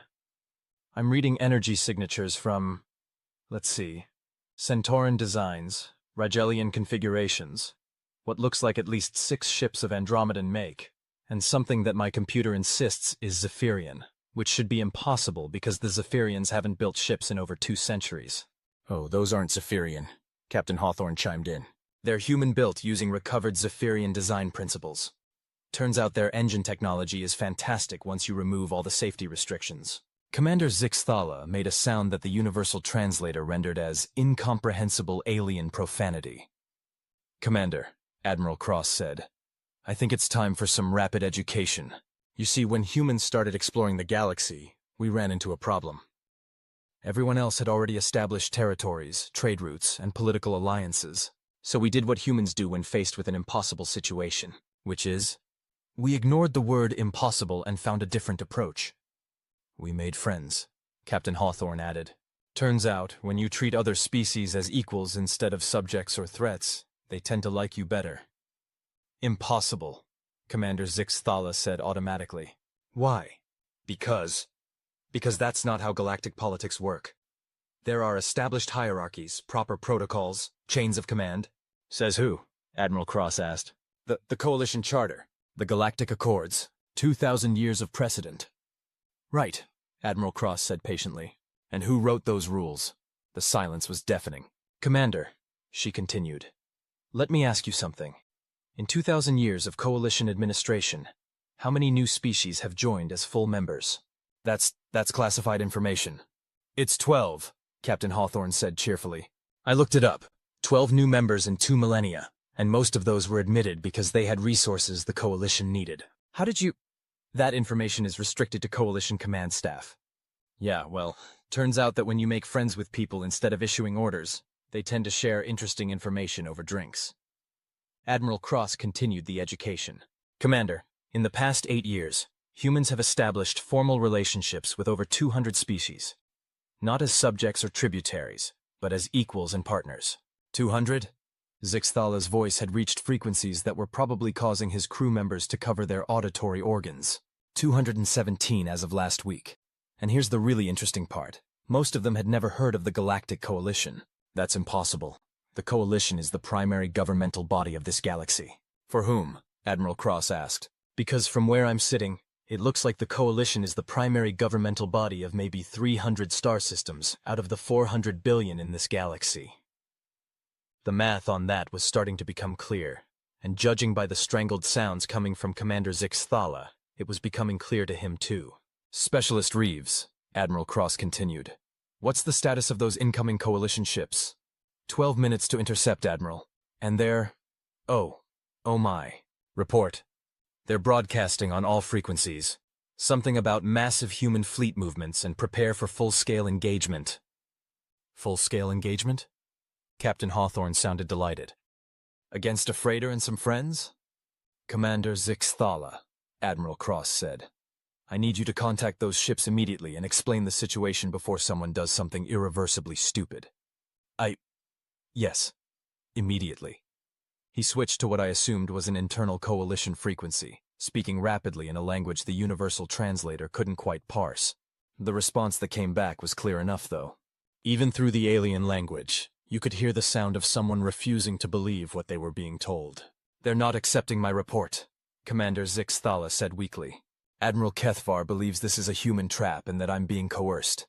Of course he does, Admiral Cross sighed. Captain Hawthorne, would you mind terribly if we showed off a little? Admiral, I've been waiting for someone to ask that question all day. Excellent. All human ships, this is Admiral Cross. Implement Formation Echo 7. What happened next was like watching a magic trick performed by someone who'd learned sleight of hand from the laws of physics themselves. The 43 human ships that had been maintaining a loose defensive perimeter suddenly moved into what could only be described as a work of art. They flowed through space in perfect coordination, each vessel taking a precise position that maximized both defensive coverage and offensive capability, while somehow managing to look absolutely beautiful doing it. But that wasn't the impressive part. The impressive part was the additional 67 ships that suddenly appeared out of nowhere, having apparently been running completely silent until Admiral Cross decided it was time for show and tell. 110 ships, I reported, because someone needed to say it out loud. Current count is 110 human vessels of various classifications. 110 ships that you can see. Admiral Cross corrected gently. Commander Zix-Thala's response was a sound I'm pretty sure had never been made by any living being in the history of the galaxy. Admiral Cross, he finally managed, are you trying to start a war? Quite the opposite, actually. I'm trying to prevent one. By surrounding my ships with a fleet? By demonstrating that the intelligence your command staff is operating on is so far from accurate that it's actually achieved a kind of artistic wrongness. The incoming Coalition ships were now 8 minutes out, and their transmissions were getting more agitated by the minute. Commander, Admiral Cross continued. Let me make something very clear. We didn't know your ships were coming. We didn't arrange this demonstration for your benefit. This is just a normal Tuesday for human space operations in this sector. Normal Tuesday, Commander Vkr'lak repeated weakly. Normal Tuesday. Captain Hawthorne, would you mind explaining to the commander what you were actually doing out here? Sure thing, Admiral. I'm hauling a cargo of Centauran textiles to the Vega Colony trade station, with a scheduled stop at Rigel Prime to pick up some specialty electronics for the human outpost at Wolf 359. And this is a regular route for you? Twice a month for the past 2 years. Though I usually don't get hassled by Coalition ships. This is actually my first time being mistaken for a dangerous criminal. Captain, Commander Vkr'lak said slowly. You're telling me this is a routine cargo run? Yep. Though I have to say it's turning out to be a lot more interesting than usual. Admiral Cross cleared her throat. Commander, those Coalition ships that are currently racing toward us at maximum velocity, what exactly do they think they're responding to? A report of human military buildup and aggressive expansion into Coalition territory. And what they're actually responding to is a routine diplomatic conversation about proper procedures for ship inspections in neutral space, which isn't actually neutral space anymore, Captain Hawthorne added helpfully. Right, which means those ships are currently racing toward what they believe is a military confrontation. But what's actually a completely normal day in a sector of space that's been under human administration for 6 months. The horrible beauty of the situation was starting to become clear to everyone involved. Admiral, Commander Vkr'lak said, I need to stop those ships. Yes, you do. And you need to do it very quickly, because if they arrive here expecting a fight, they're going to find something very different from what they're prepared for. What will they find? Admiral Cross's answer was delivered with the kind of patience usually reserved for explaining basic physics to particularly slow children. They're going to find that everything they think they know about human capabilities, intentions, and political organization is wrong. They're going to find that the primitive species they've been ignoring for 15 years has become the single most influential political force in this part of the galaxy. And they're going to find that humanity's approach to diplomacy is less conquer and subjugate, and more make friends and share technology. And they're going to find all of this out while being outnumbered roughly 5-to-1 by ships they didn't even know existed, Captain Hawthorne added. The comm channel was quiet for about 30 seconds while Commander Vkr'lak presumably contemplated the end of his career, and quite possibly the beginning of a very different kind of galactic political structure. Admiral Cross, he finally said, what would you suggest? Well, for starters, you could try explaining to Admiral HFY that he's about to make first contact with a species that has spent the past 8 years building the largest and most technologically diverse fleet in the galaxy, and that this species is generally friendly, but doesn't particularly like being threatened. And if he doesn't believe me, then he's going to learn some very expensive lessons very quickly. Commander Vkr'lak switched back to the Coalition frequency and began what sounded like the most urgent conversation of his life. The responses from the incoming ship suggested that Admiral HFY was about as receptive to new information as a black hole is to tourism brochures. Specialist Reeves, Admiral Cross called. What's the current distance to the Coalition fleet? 4 minutes to intercept, Admiral. And they're... Oh, this is bad. How bad? They've gone to battle stations, weapons charging, shields up, and they're broadcasting something that the computer is translating as surrender or be destroyed. Admiral Cross sighed, the sound of someone who'd been hoping things would go differently but had prepared for exactly this outcome. All human vessels, this is Admiral Cross. Implement Defensive Protocol 7. Do not fire unless fired upon. But be prepared to defend yourselves. Admiral, Captain Hawthorne said, if you don't mind me asking, what exactly is Defensive Protocol 7? It's the protocol where we demonstrate why picking a fight with humans is generally considered a bad idea, without actually starting a war if we can avoid it. The tactical display updated, showing the human fleet arrangement. What had been an impressive but relatively standard formation suddenly became something that looked like it had been designed by someone who understood both military strategy and psychological warfare. The ships arranged themselves in a pattern that was simultaneously clearly defensive and absolutely terrifying. Every Coalition vessel would be covered by at least 3 human ships, with overlapping fields of fire that would make any attack suicidal, while still technically maintaining a non-aggressive posture. Commander Vkr'lak, Admiral Cross said, your Admiral HFY has approximately 90 seconds to call off his attack before this becomes a very different kind of diplomatic incident. He's not listening, the alien commander replied. and I could hear the desperation in his voice. He believes you're holding me hostage and that this entire conversation has been coerced. Of course he does. Captain Hawthorne, would you mind moving your ship to a safe distance? Things are about to get educational. Actually, Admiral, if you don't mind, I'd like to stick around. I've never seen a proper fleet demonstration, and I'm curious how this works. Your ship, your choice, but stay well clear of the engagement zone. And that's when Admiral Kethvar and his 23 Coalition heavy cruisers dropped out of hyperspace and into what was about to become the most one-sided demonstration of military superiority in galactic history. The first thing that happened was nothing. The Coalition ships emerged from hyperspace, saw the human fleet, and apparently stopped to contemplate the nature of existence for about 15 seconds. The second thing that happened was Admiral Kethvar opening a channel to broadcast what I can only assume was the alien equivalent of, "Oh shit." "Human vessels," came a new voice, presumably Admiral Kethvar himself. "You are in violation of Coalition space, and are ordered to withdraw immediately." Admiral Cross's response was delivered with the kind of cheerful professionalism that probably appears in textbooks under the heading, "How to Start an Interstellar Incident While Remaining Technically Polite." "Admiral Kethvar, this is Admiral Catherine Cross of Earth Command Strategic Operations. You are currently in Sector Delta 7, which has been under Terran Federation administration for the past 6 months. Your ships are not authorized to operate in this space, and your weapons are trained on vessels operating under diplomatic immunity." "Diplomatic immunity? You're threatening Coalition vessels with military force."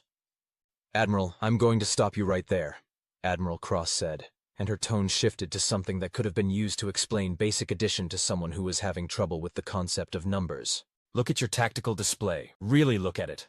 There was a pause. "Now count the human ships. Take your time." Another pause, longer this time. "Now consider the fact that your 23 ships are currently surrounded by 110 human vessels, each of which has you in their targeting systems. And ask yourself, who is threatening whom?" The silence that followed was the sound of someone's entire understanding of military strategy being fed through a blender. "This is impossible," Admiral Kethvar finally said. "Why?" "Because humans don't have this kind of fleet capacity. Our intelligence—" "Your intelligence is 15 years out of date," Admiral Cross interrupted, "and apparently written by people who couldn't find their own homeworld with a map and detailed directions. But this represents a massive military buildup. An act of aggression against Coalition interests." "Admiral," Captain Hawthorne chimed in, "with all due respect, I think you might be looking at this backwards." "And who are you?" "Captain Rex Hawthorne, independent cargo hauler, and the guy whose routine supply run apparently triggered this entire diplomatic incident." "Supply run? Yep. I'm hauling textiles and electronics between 3 star systems, same route I've been flying twice a month for 2 years. Nothing particularly military about it." Admiral Kethvar's response suggested he was having some difficulty processing this information. "You're telling me that my forces responded to reports of human military expansion, and what we found was a cargo ship?" "A cargo ship surrounded by friends," Admiral Cross corrected. "See, Admiral, that's where your intelligence services seem to have made their biggest mistake. They assumed that human military presence meant human military aggression. What it actually means is that humans don't like to see their citizens threatened by people who don't understand the difference between legitimate law enforcement and armed robbery." "Armed robbery? What would you call attempting to board and search a properly documented vessel in neutral space without justification or legal authority?" The pause that followed was filled with the sound of legal precedents being hastily reconsidered.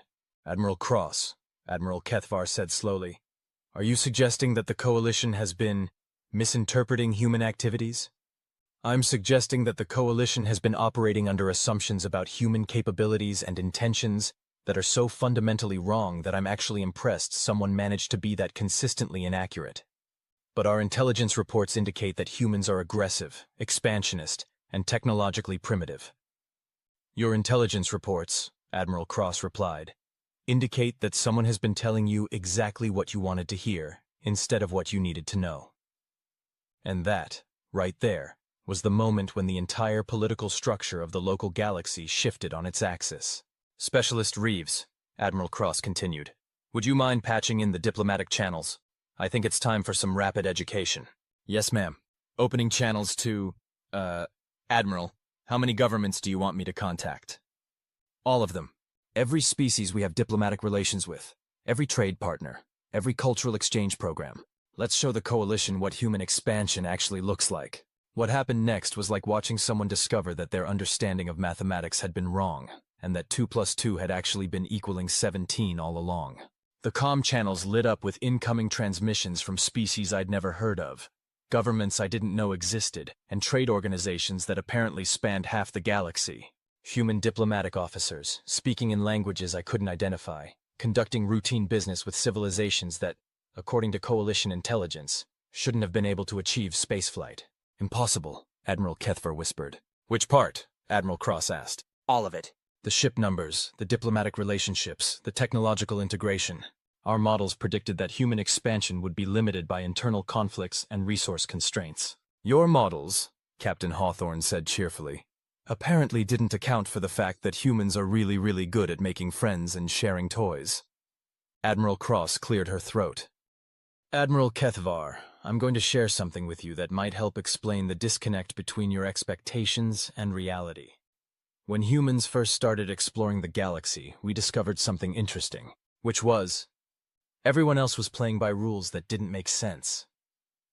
The silence that followed suggested Admiral Kethvar was starting to understand that this conversation was going to fundamentally change his understanding of galactic politics. Explain. Well, take the Coalition itself.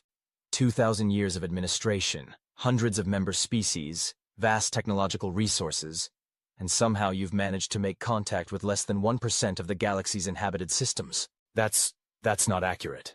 The Coalition represents the primary civilizations of this galaxy. Admiral, I interrupted, because sometimes historical moments need a voice of reason. I'm showing diplomatic traffic from over 3,000 distinct governmental entities. That's just in the past hour. 3,000? Admiral Kethvar's voice had climbed into frequencies that probably violated several laws of physics. 3,000 that felt like saying hello when they heard humans were having a diplomatic discussion, Admiral Cross clarified. The actual number of species we have relationships with is considerably higher. Commander Vkr'lak, who had been remarkably quiet during this exchange, finally spoke up. Admiral Kethvar, I think our intelligence assessment may have been incomplete. Incomplete? Admiral Kethvar sounded like someone who had just discovered that their favorite restaurant had been serving them cardboard for 20 years. Vkr'lak, we're looking at a human fleet that outnumbers us 5-1, diplomatic relationships that span thousands of species, and technological integration that shouldn't be physically possible. Incomplete doesn't begin to cover it. Actually, Captain Hawthorne said, the technological thing isn't that complicated. Turns out that when you stop worrying about whether different technologies are supposed to work together and start focusing on making them work anyway, you can accomplish some pretty interesting things. But the compatibility issues alone are mostly artificial, Admiral Cross finished, created by manufacturers who wanted to ensure customer loyalty and prevent competition. When you ignore those restrictions and focus on actual functionality, most technologies integrate surprisingly well. Admiral Kethvar was quiet for a long moment. When he finally spoke, his voice carried the tone of someone who was beginning to suspect that everything he thought he knew about the universe was wrong. Admiral Cross, are you telling me that human technological advancement has been based on ignoring safety protocols and manufacturer recommendations? Among other things, yes. That's completely insane. That's completely human, Captain Hawthorne corrected.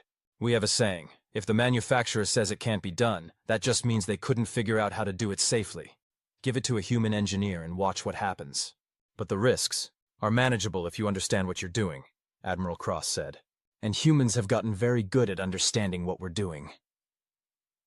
The tactical display updated again, showing additional ships arriving in the sector. But these weren't Coalition vessels. Specialist Reeves, Admiral Cross called. Report on new arrivals. I checked the sensors and felt my understanding of galactic politics shift another few degrees. Admiral, I'm reading. Let's see. Centauran diplomatic vessels, Rigelian trade ships, Andromedan cultural exchange cruisers, and something that appears to be a vegan science expedition. Are they responding to our diplomatic broadcast? Yes, ma'am, and they're all requesting permission to observe the proceedings. Admiral Kethvar made a sound that the universal translator couldn't quite parse, but which I interpreted as the galactic equivalent of, what the hell is happening? Admiral Cross, he finally managed. Why are all these species responding to a human diplomatic call? Because, Admiral Cross replied patiently, When humans conduct diplomacy, we don't just talk to the people we agree with. We talk to everyone who wants to participate. It's a novel concept, I know. But proper diplomatic protocol requires that all communications go through established channels. Says who? Captain Hawthorne interrupted. The Galactic Diplomatic Accords. Written by whom? The Coalition Council. Ah, Admiral Cross said, and I could hear the smile in her voice. And did the Coalition Council consult with the 3,000 species currently participating in this conversation when they wrote those accords? The silence was deafening. Admiral Kethvar, Admiral Cross continued, I'm going to share something with you that might explain why human diplomacy works differently than coalition diplomacy. When we started exploring the galaxy, we discovered that most species had never been asked what they actually wanted. They'd been told what was good for them, what was practical, what was safe, but nobody had bothered to ask what they were interested in. That's ridiculous. The Coalition's survey protocols are designed to determine whether a species is useful to the Coalition, not whether the Coalition might be useful to the species. Admiral Cross finished. Very different questions, very different answers. One of the incoming Centauran vessels opened a channel. Admiral Cross, this is Ambassador Veltar of the Centauran Diplomatic Corps. We understand you're having an interesting conversation about interspecies relations. Indeed we are, Ambassador. Admiral Kethvar of the Coalition was just expressing surprise at the scope of human diplomatic activities. Ah, the Coalition, Ambassador Veltar said. And even through the universal translator I could hear the diplomatic equivalent of an eye roll. Yes, they contacted us approximately 50 years ago. Offered us junior membership in exchange for exclusive trading rights to our textile industries. And your response? Admiral Cross asked. We politely declined. Their offer seemed to involve a great deal of obligation and very little benefit. Admiral Kethvar's voice was weak. That's not how our records show that negotiation. Your records, Ambassador Veltar replied cheerfully, probably indicate that we were unready for the responsibilities of galactic citizenship or some similar bureaucratic nonsense. Actually, yes, that's exactly what they say, whereas the truth is that we simply found a better offer. Which was? Human trade partnerships, cultural exchange programs, and technological cooperation agreements, all of which involve treating us as equals rather than potential subjects. Another ship chimed in, this one Rigelian. This is Trade Commissioner Zelnith of the Rigelian Commercial Collective. Similar story here. The Coalition offered us protection in exchange for exclusive mineral rights. Humans offered us partnerships and shared technology. The choice was rather obvious.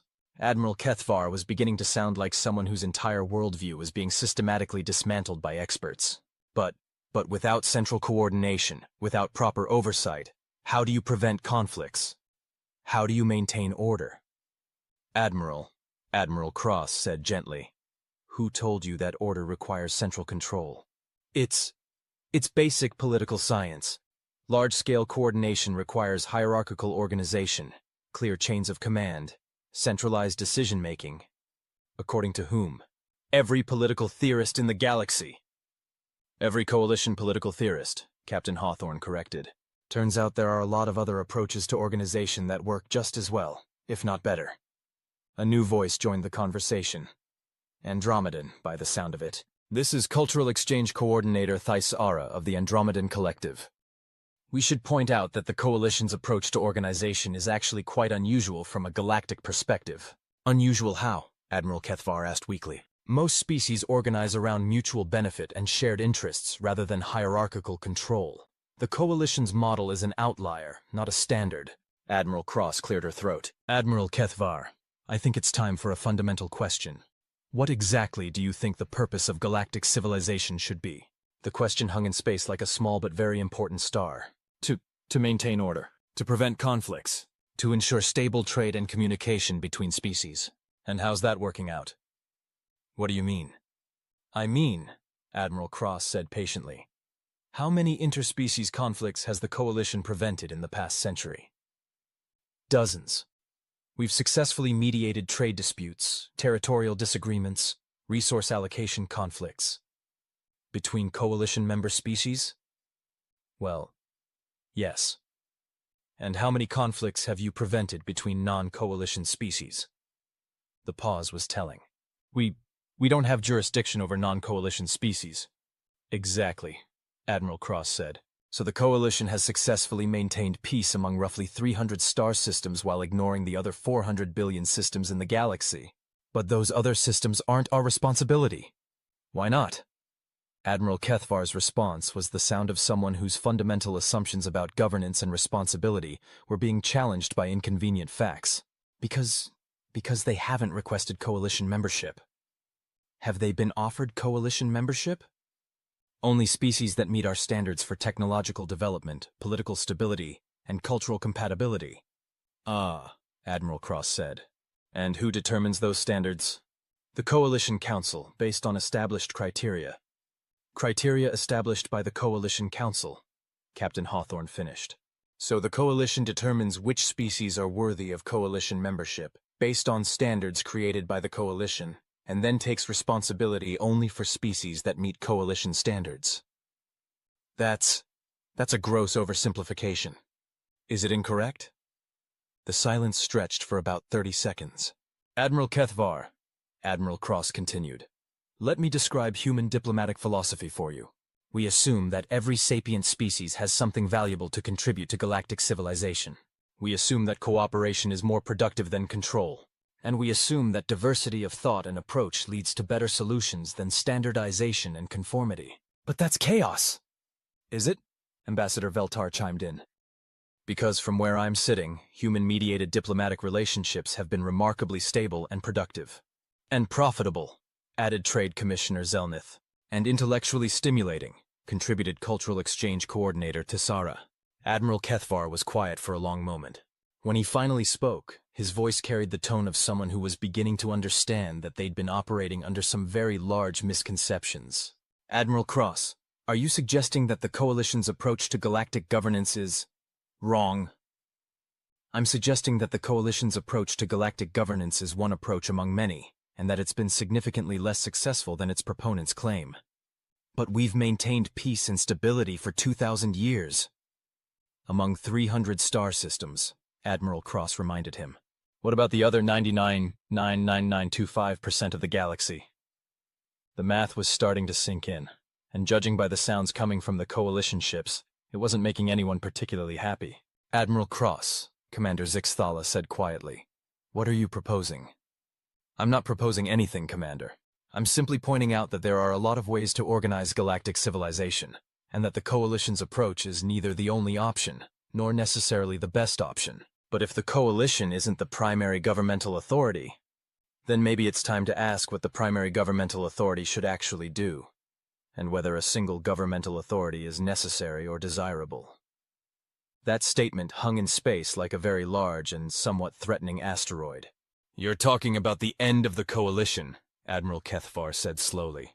I'm talking about the evolution of galactic civilization beyond the limitations of 2,000-year-old political structures that were designed for a much smaller and simpler galaxy.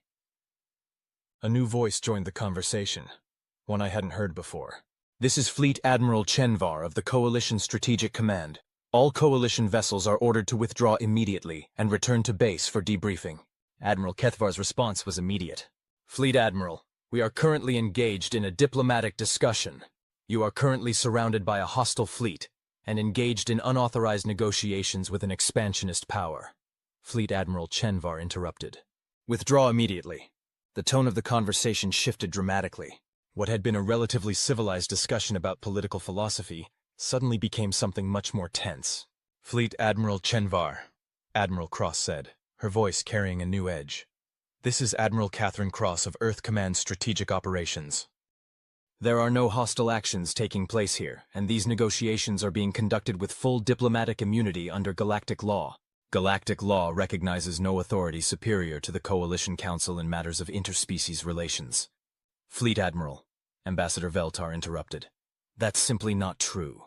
Galactic law recognizes the right of sovereign species to conduct independent diplomacy. The Centauran Diplomatic Corps does not have standing to interpret galactic law in this matter. Actually, a new voice said, we do. The communication board lit up with an incoming transmission that made every other signal look like a whisper. This is Chief Justice Morden of the Galactic Court of Arbitration. I have been monitoring this conversation at the request of 17 member species. and I am formally ruling that all parties involved are operating within established diplomatic protocols.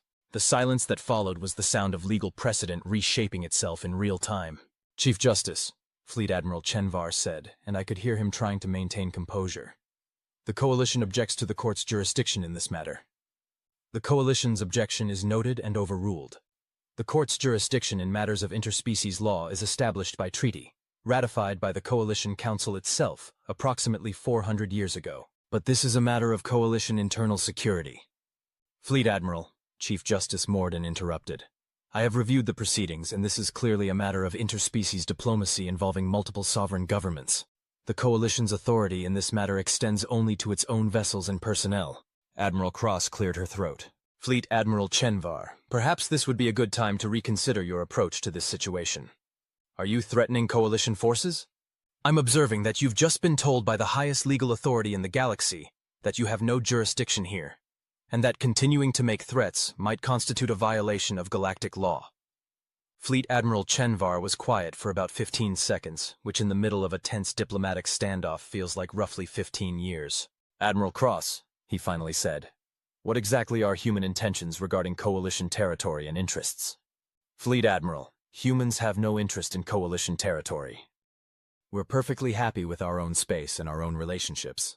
But this represents a fundamental challenge to Coalition authority. No, Admiral Cross corrected. This represents a fundamental reality check about the scope and limitations of Coalition authority. Explain.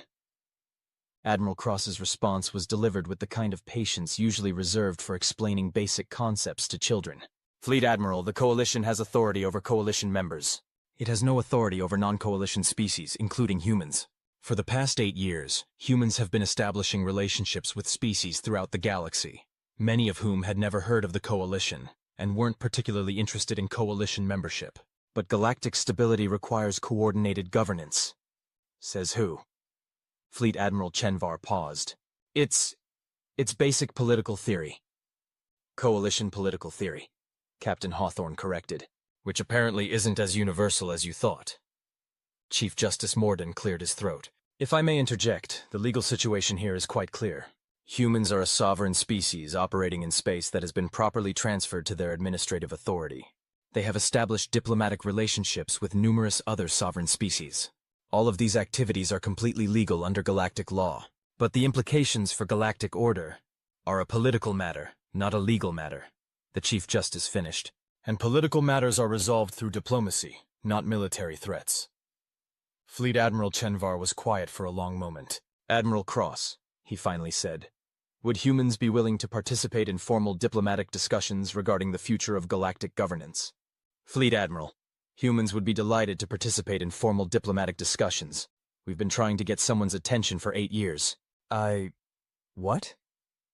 We filed formal diplomatic contact requests with the Coalition Council 8 years ago. They're probably still sitting in someone's inbox, waiting to be processed.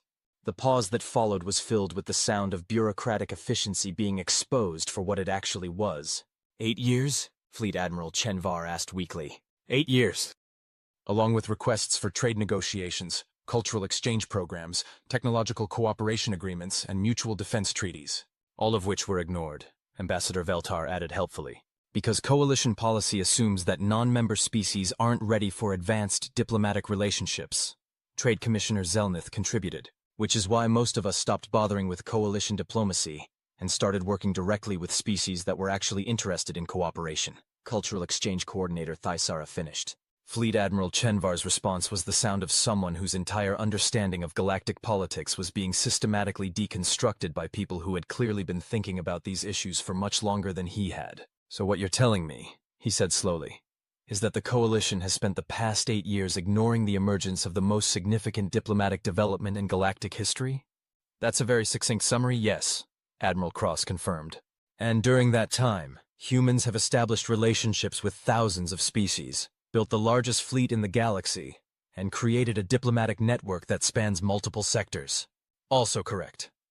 While the Coalition continued to operate under the assumption that humans were primitive and disorganized, you're getting the hang of this. The communication board lit up with another incoming transmission. Admiral Cross, this is President Velani of the Galactic Trade Commission.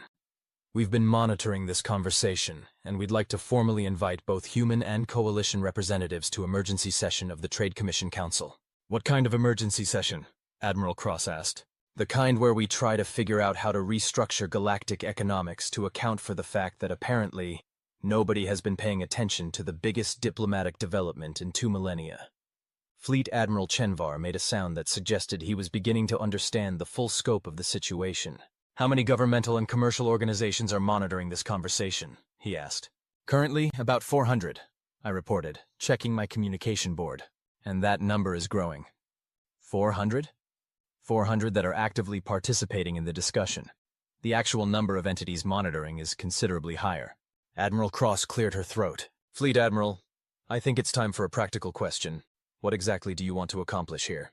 I'm not sure anymore. Well, let me suggest a starting point. Your ships are currently in human-administered space, threatening human citizens and human allies. That's a problem that needs to be resolved before we can discuss larger political issues. What do you propose? I propose that you order your ships to stand down, that we arrange formal diplomatic meetings between human and coalition representatives, and that we all try to figure out how to manage this transition in a way that doesn't result in anyone getting hurt. Fleet Admiral Chenvar was quiet for a moment. Admiral Cross, if I order my ships to stand down, what guarantee do I have that you won't take advantage of the situation? Admiral Cross's laugh was the sound of someone who had just been asked if they planned to steal the moon. Fleet Admiral, what exactly do you think we would do? We already control this sector. We already have diplomatic relationships with most of the galaxy. We already have the largest fleet in local space. What would be the point of taking advantage of anything? That's a fair point. Besides, Captain Hawthorne added, taking advantage of people is generally bad for business, and humans are very interested in keeping business good. Fleet Admiral Chenvar cleared his throat. All coalition vessels, this is Fleet Admiral Chenvar. Stand down from combat readiness and prepare for diplomatic negotiations. The tension in space seemed to decrease noticeably. Thank you, Fleet Admiral, Admiral Cross said. Now shall we discuss how to move forward from here? And that, as they say, was how the first galactic diplomatic revolution began. Not with a bang, but with a cargo hauler named Rex Hawthorne discovering that the galaxy was a much more interesting place than anyone had bothered to tell him. The rest, as they say, is history. But that's another story for another day. Epilogue. 6 months later. My name is still Garrett Reeves, and I'm still technically a deep space communications specialist, though my job description has expanded somewhat. These days, instead of monitoring empty space for signs of alien stupidity, I coordinate diplomatic communications for what's become known as the Galactic Cooperative Council. The name is Captain Hawthorne's fault. He said the old system needed more cooperation and less hierarchy, and somehow that became official policy. The coalition still exists, though its role has changed significantly. Instead of being the primary governmental authority for the galaxy, it's now one voice among many in a much larger conversation about how to organize galactic civilization in a way that actually makes sense. Fleet Admiral Chenvar, incidentally, became one of the strongest advocates for the new system after spending a few weeks learning how human diplomacy actually works. Turns out that when you treat people as equals instead of subjects, they're much more willing to help you solve problems. Commander Vkr'lak got promoted to Director of Interspecies Relations, where his job is to help other coalition species understand that the galaxy is a much bigger and more complicated place than their intelligence services had been telling them. And Captain Hawthorne? He's still hauling cargo between star systems, though his routes have expanded somewhat. Last I heard, he was delivering Zephyrian art installations to the Vegan Science Collective, and picking up Andromedan musical instruments for the human colony at Alpha Centauri. The galaxy, it turns out, is a much more interesting place when everyone gets to participate in the conversation. Who knew?